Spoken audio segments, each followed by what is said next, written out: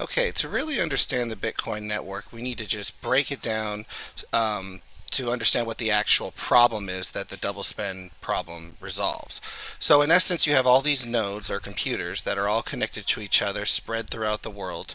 Um, and they're all sharing a common ledger. So when someone's trying to do a transaction, let's say on this node, as soon as they do a transaction, they as soon as this node receives a transaction, they're going to verify it and they're going to go ahead and pass it along to their peers. Their peers all have a copy of the ledger that they have, and they go ahead and update the balance, you know. So John spent some money, updated his balance, and then he shares it to all the peers he's connected with. And they go ahead and update their balances accordingly. And on it goes. So just with this simple premise, you have a good start to a decentralized sort of payment system. But very quickly you see a big problem comes up, and that problem is the double spend problem. And it's funny because if you look at the opening page of Satoshi's paper, that's literally what the central premise of the creation of Bitcoin solves. You can see a purely abstract, but really he says but we propose a solution to the double spending problem using a peer-to-peer network. And then he describes it being broken down into blocks. But by solving this double, quote unquote, double spend problem, he's basically created a super solid, peer-to-peer electronic cash system. So, what is the double spend problem? Well, to put it simple, let's put it this way. Let's say you had $3,000, right? And you simultaneously went to a website that's hosted like in New York on a New York node, and you wanted to spend $2,500. And you also went to another website. Let's say you want to buy something from Sony, and you want to spend $1,000 from Tokyo. Well, if you were to do that at the exact same instant, what would happen is the node in Tokyo would verify your transaction, start passing it along, and the node in New York would do the same thing. And eventually, they're going to run into a big issue because they're going to say like, "Whoa, whoa, whoa! Hey, what's going on here? I saw that you already spent, $2,500, but you're trying to spend another $1,000. Like, I'm not going to allow that." So basically, what you have is a fracturing in the system.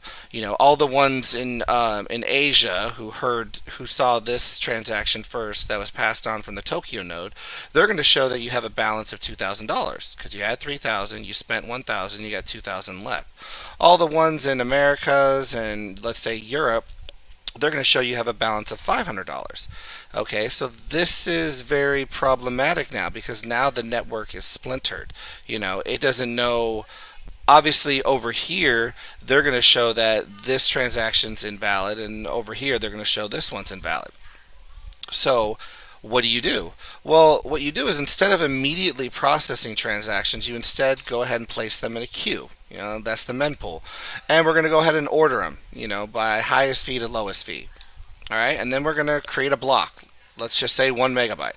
And we're going to take all those transactions and we're going to put them in a block. All right, so instead of doing transaction as soon as we see them, we're going to create a block. All right, and so now what we do is instead of sharing transactions, every node is hearing transactions, and they're filling up a page, a block, and then comparing them. So if we just freeze time right now and we compare it to this block here, let's say this one's at 100%. All the blocks throughout the network are all going to be a little bit different. It's probably only going to be a 99% match to the Tokyo because Tokyo is going to get some transactions in here that maybe you haven't seen yet, and it's going to build its block that way. But now the question remains, okay, so we haven't broadcast anything yet, so how do we broadcast these blocks? And what's the incentive? How do we decide who gets the first block? Are we just, drawing numbers? And what's the incentive for processing a block of transactions? Previously we got paid for each transaction that we heard first and then shared with the network, but now everyone's doing it. So how are you going to get paid for all that? So I'm going to skip over some of this because this covers the proof of work. But let's skip to the other part. All right, so all the nodes are going to do work on that block, and they're going to do 10 minutes of work.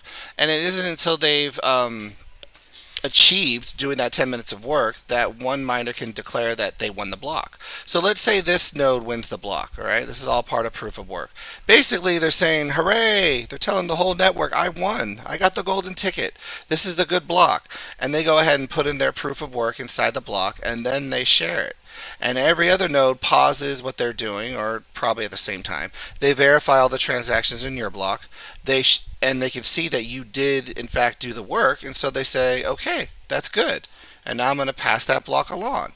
So just with this simple explanation I've gone into, you see how the double spend problem goes away, because you're not just sharing transactions instantly. Instead, the miner in Japan would be mining your transaction in a block, the one in New York, and only one of them is going to win. Let's say the one in New York wins. He's going to win. He's going to do this whole process, and it's going to propagate over to Japan. And the one in Japan's, once this one's verified, they're going to know, oh shoot, you don't have that much money, and they're going to deny you your transaction. Now, granted, they'll probably already see the transaction because it's in the mempool, but you kind of get the gist. You sort of get rid of the double spend problem. Now, if you're still concerned, because someone could still say, you know what? It's possible that the Japanese miner and the New York miner at the same exact instant are able to mine a block. Well, don't you run into the same issue? Well, not so fast. If that were to happen, what you would essentially have is what's called a consensus fork. All right, what that means is, again, both blocks are mined at the exact same instant. So all the miners in near Japan and in Asia are recognizing this block. All the ones in the rest of the world are recognizing this block. So essentially, previously to this, the whole network had a blockchain that they were good with. But now that this scenario happened, there's a split. This is where you get the term fork.